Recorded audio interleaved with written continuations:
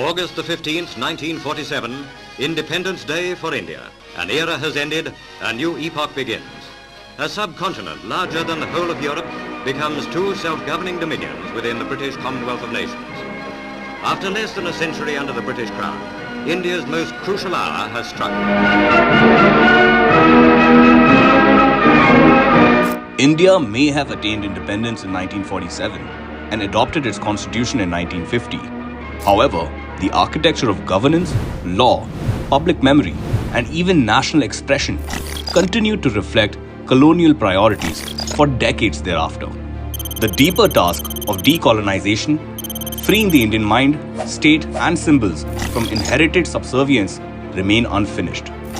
That long-pending process was consciously taken up after 2014 under the leadership of Prime Minister Narendra Modi, not as a rupture but as a restoration. Let's dive into how the Modi government has gone about decolonizing both India and the Indian mind since 2014. At the level of governance, more than 1,500 obsolete British-era laws were repealed, including archaic provisions that criminalized poverty, controlled mobility, or served no purpose in a modern democracy.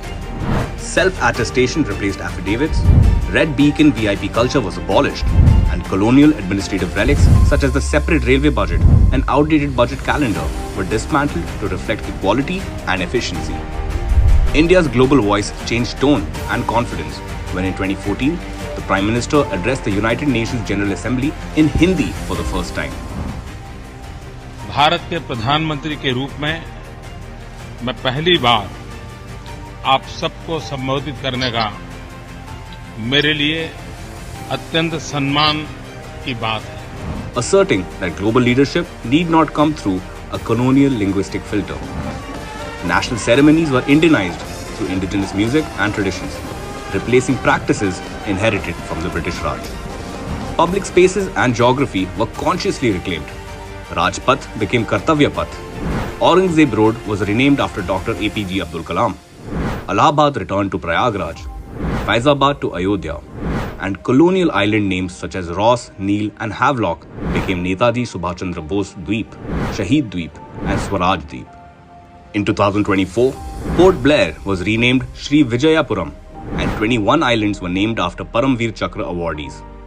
The National War Memorial honored post-independence heroes of 1947, 1962, 1965, 1971, Kargil, and later conflicts.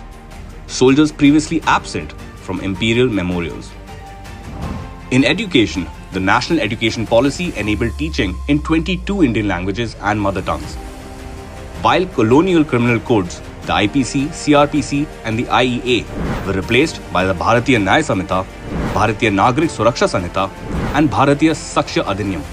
The Prime Minister's vision has consistently emphasized that a free nation must stand rooted in its own history while remaining open, plural, and forward-looking, confident enough to engage the world on equal terms rather than inherited deference.